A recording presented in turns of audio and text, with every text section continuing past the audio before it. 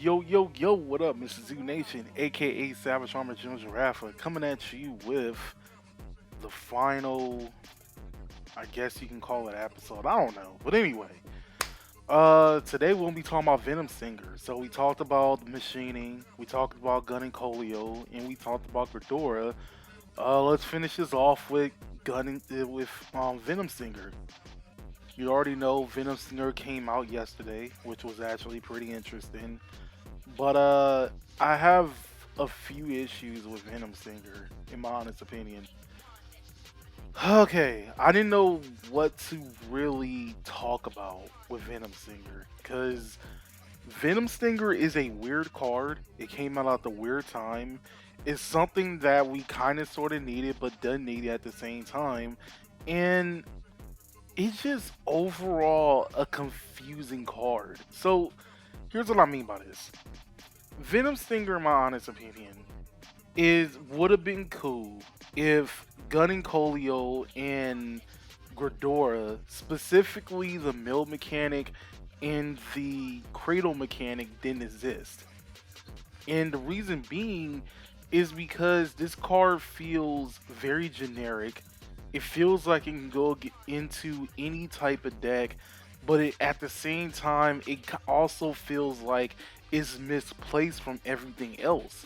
And it makes no sense because it's like there's a clear direction with the mill mechanic, there's a clear direction with the cradle marker mechanic.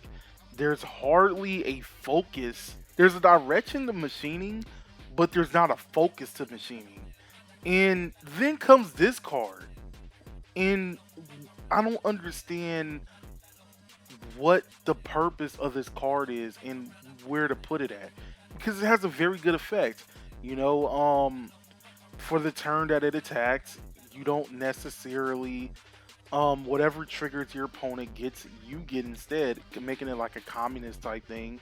And at the same time, it kind of sort of intertwines with Intrude Scissors because Intrude comes out of the drop zone once your opponent hits something in the damage zone at least once, which is actually pretty good. And Venom Stinger guarantees that it can come out of the damage zone. I mean, a drop zone, which is pretty interesting in my honest opinion. However, it at the end of the day, it doesn't really have too much of a direction because it's like it's such a good card, but where do you put this? And you've know I think everybody's noticed. If you see the profile that I have for machinings, you see that I put interlude scissors in there. If you see both the Gun and Colio deck profile and the Gridora deck profile, you've also seen that I put both Interlude Scissors and Venom Stinger in the deck. Venom Stinger acts as a finisher for both of those particular decks.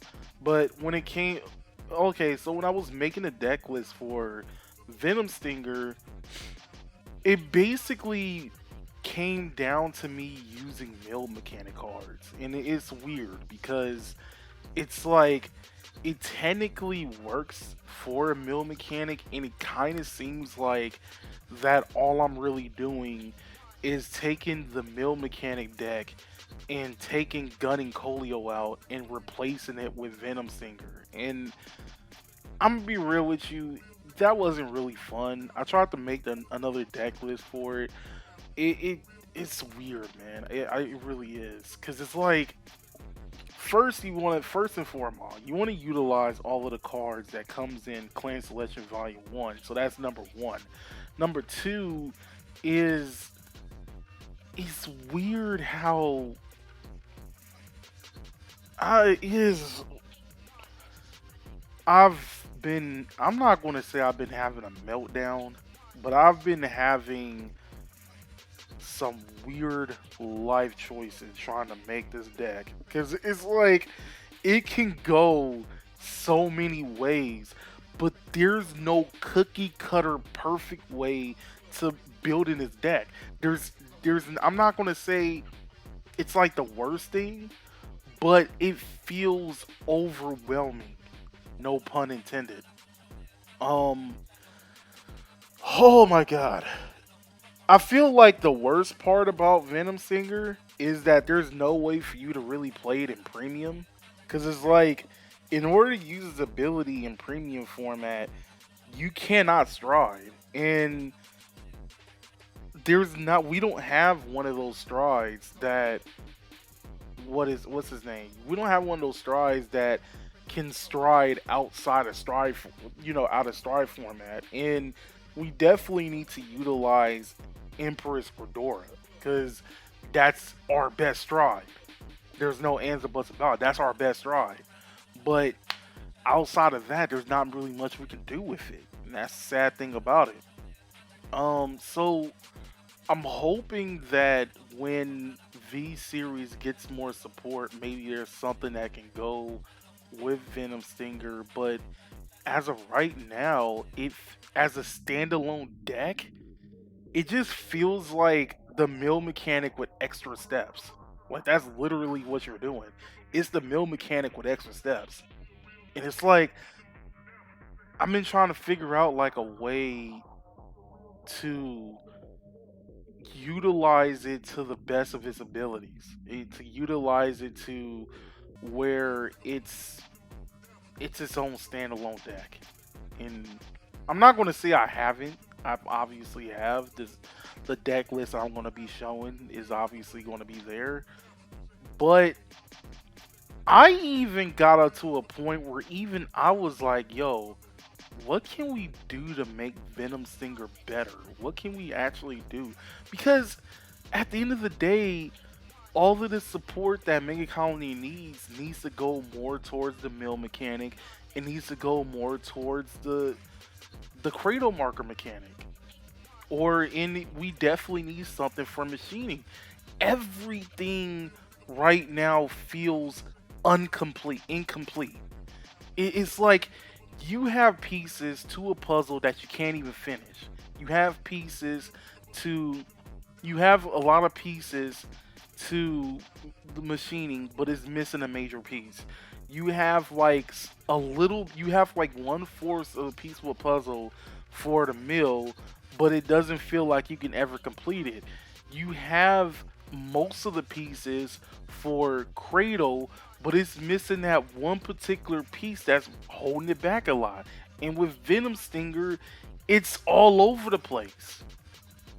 It's like you took it's like Bushiroad took 5 different, pieces from 8 different play sets and shit like that. I don't know, something like that.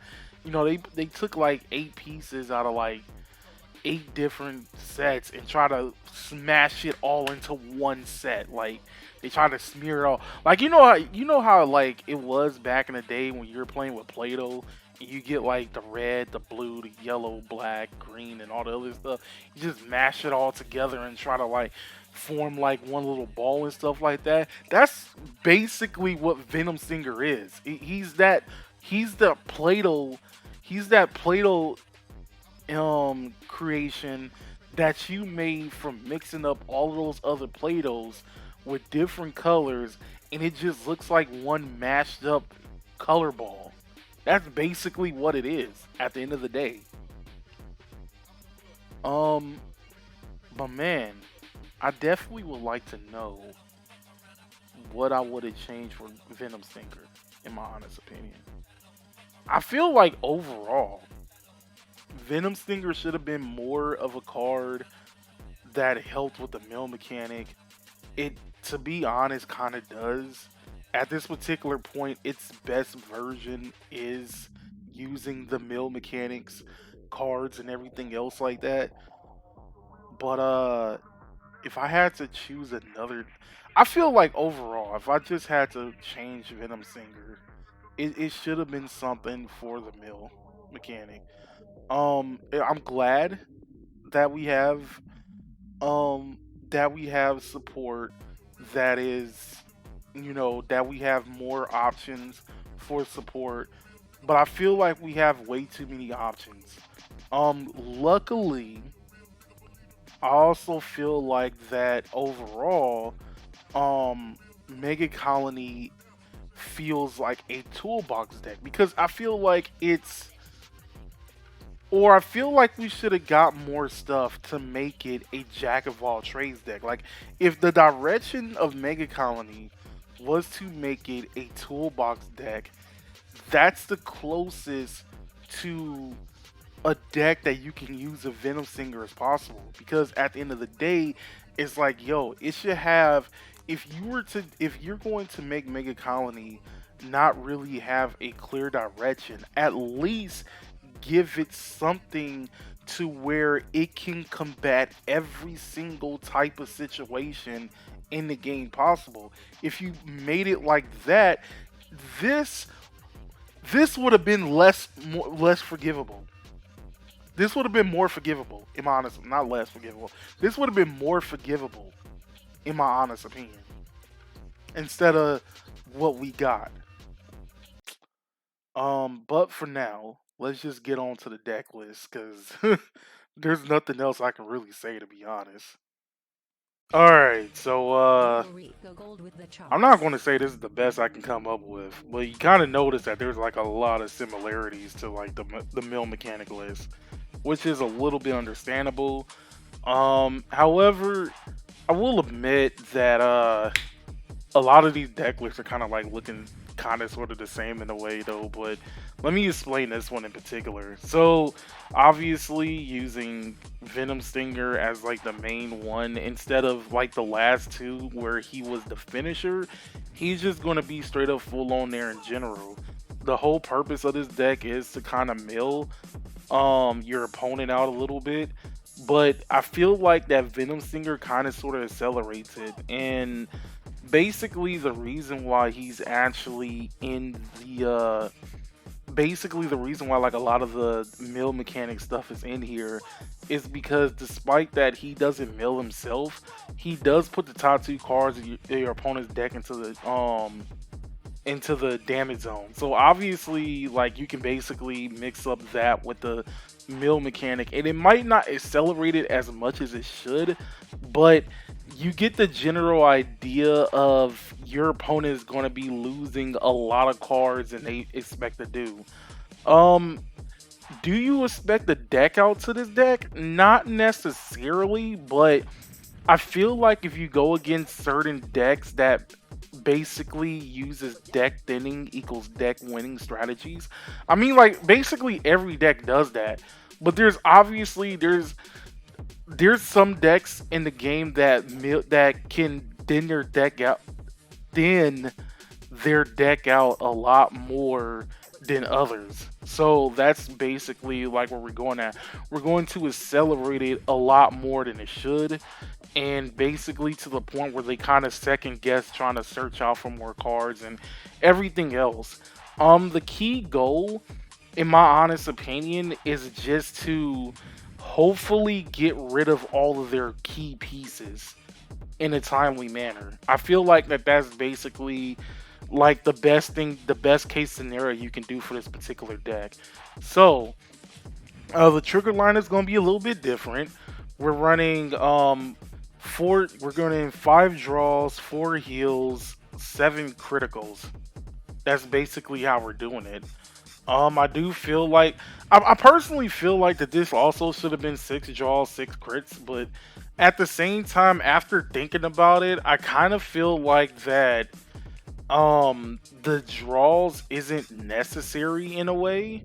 So I guess that's kind of sort of like an interesting thing about it, but at the same time, I don't blame anybody if they want to alter the list to play 6 draws instead of 5 of them. Especially seeing that we are playing Antlion this time, which requires you to discard 2. Now here's the reason why we're not playing Phantom Black. As much as I want to use the Phantom Black combo and the Antlion combo, I feel like that it's unnecessary, because at the end of the day, the problem is you have to get into both particular cards. It feels like a strategy that will work a lot better in Ghidorah. And the reason why I say it feels like it works better in Ghidorah is because at least you're able to search out from Phantom Black using the cradle markers, and you're able to search out for Antlion using Gridora's ability. So seeing that both of those are searchable, it makes a little bit more sense that it'll work in this particular thing. But seeing that the cradle markers aren't really there, like literally the only reason why um what's her face is there, the only reason why Clear Breeze is there is because um just in case you don't have a grade 2 and grade 3 in your first hand after the mulligan, you're like, oh, I need like one of this, so I'm gonna draw a card for the normal draw, and then discard a card for you to do that, just in case. Oh, I don't have a grade 2, let me try to draw another card to see if I get into another grade 2, and if it happens, it happens. If it doesn't, hopefully it comes through a dry check. But that's the only reason why she's really there. Now if you want to ditch her, I mean, if you want to use her to use cradle markers, and go ahead, because the only other reason why she's there is so you can get interlude scissors into the grave as well. So originally I wasn't playing her, but I was like, yo, I do kind of need some ways to put interlude scissors into the drop zone, and she's like the best. She and the grade 3 searcher, Little Dorcas, is basically like the best bet for that. So that's the reason why both of them are there, outside of Little Dorcas being a grade 3 searcher. And then we're running 3 butterfly officers. Now the thing with butterfly officer is she's pretty good in this deck, not only because you get the counter charge, but also the fact that you get the soul charge in certain units. Not only that, she does give an extra 10k, so that's a good thing as well. But mainly she's there not for the counter charging, but for the soul charging, surprisingly. Now if you need the counter charge, go right ahead. We do also have high class mod for that too. But if I had to give like an all general purpose for her to be used, yeah, it's definitely going to be to put stuff into the drop. I mean, to put stuff into the soul. Then we have our grade 2 lineup. It's basically the same one as our mill mechanic. We were doing 4 Machining Mantis, we're doing 4 Megalar Lancers, and we're doing 1 Hiding Killer Leaf. Again, Hiding Killer Leaf is only at 1 because it's a counter blast and a soul blast. But at the same time, Megalar Lancer is definitely going to help with our grade 3s getting back into the soul. And at the same time, it is going to be an interest. One of the things that I actually noticed is pretty good with Megalar Lancer, I'm not gonna lie, is combating against Narukami. Because Narukami is going to be able to get rid of your whole field and bind, and the last thing you want to your interlude scissors to get bind.